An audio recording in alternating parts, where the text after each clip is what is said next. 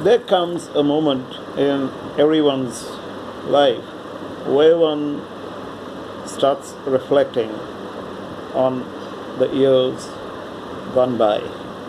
It's a very natural thing to do. However, what is not natural is that you don't share it for whatever worth it is.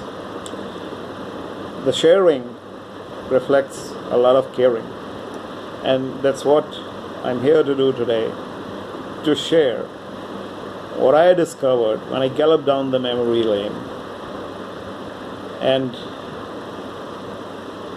it was quite revealing. More than revealing, it was hugely pacifying. And it gave me a lot of solace. I know some people would like to use a more bigger term like nirvana, salvation. I wouldn't say that it was all that, but yes, I did find a lot of solace after reflecting on things which have happened. Not each incident or each event or each thing which happened was sweet.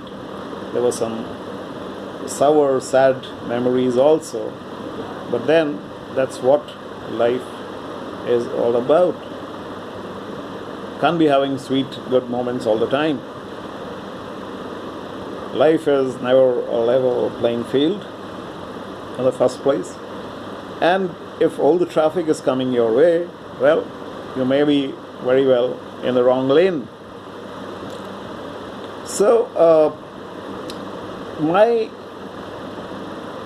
revelations, not earth-shaking, but yes, commonsensical and logical, were that as life progressed, memories were stored somewhere in the hard disk of the brain and mind. And these memories were not only confined to my own self, but were also extending to the minds and hearts of people in my vicinity and inner circles. To some extent, even to casual meetings with people, it permeated to them also. So, I may not say that it was a regret on my part that I probably did not realize that I was not only going through a motion or doing certain things, I was actually engaged in a very important activity called creating of memory for posterity, not only for me but for others also. Had I actually given that conscious attention to that event happening at that point in time in my life, I probably would have been a little more careful. It's just like clicking a picture by your camera. You're very conscious that, oh, I should look good, how's the lighting, and, I hope I'm not, doing something which is making me look funny or whatever. So, coming from there, had I been conscious that yes, I'm creating something very important, I'm creating a memory, and that memory is not only restricted to me, I'm creating memory for not many people other than me. So I would have been probably more conscious of making it beautiful. And that's the point which probably all of us miss out on. And that's probably which really is the mainstay of our lives as we progress, because during this lockdown, at least I noticed that there are many friends of mine who actually kind of galloped down the memory lane as far as they could go. So some of them were looking at old pictures, some of them were pulling out, I'm from the army background, so they were pulling out their badges and their medals and their cadet days pictures and all those events, even if it was an adverse moment, they were trying to recreate those memories back again and derive a lot of pleasure out of it. The beauty of this process of creating memories is so strange, that even a sad memory does not really sadden you after a point in time.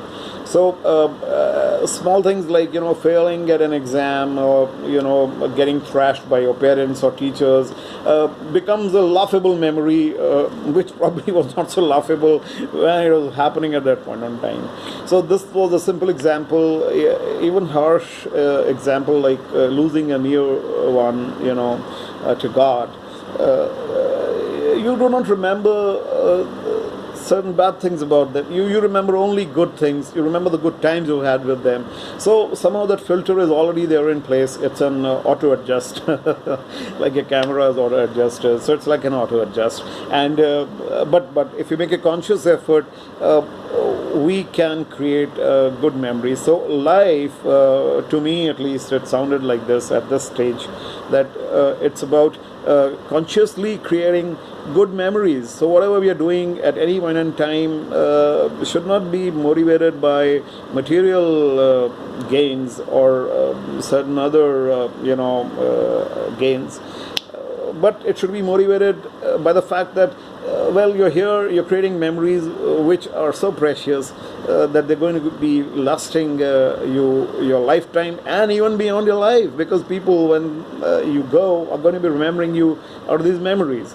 So life, in short, is nothing, what I discovered at least, is it's about focusing on creating good memories. So you may be going out to the park to play with your children.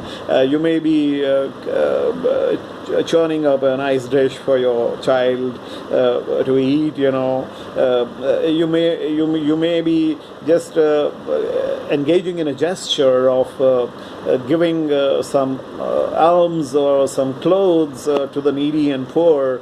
So making a person smile who's around you. So these are the things which probably matter most. So creating memories as you go along is very important in life. Consciously creating those good memories, and somehow if we all start doing it, I think life is going to be much more palatable and livable and beautiful. So that's what I thought today, and I thought I'm going to share it. Definitely the aim is not to kind of even pretend to start a new cult or some kind of a way of living. We all are individuals. We'll have our own flavors of life. It's just to probably get into a mindset where your fertility of mind, of the heart, is at its best, at its richest best. And from there on, you can add your own seeds, demography-wise and climate-wise, weather-wise, preference-wise. So all the best. Have a very nice future. Have a very nice life. Let us all be blessed, and let's all be happy, spread happiness around. Bye-bye for now.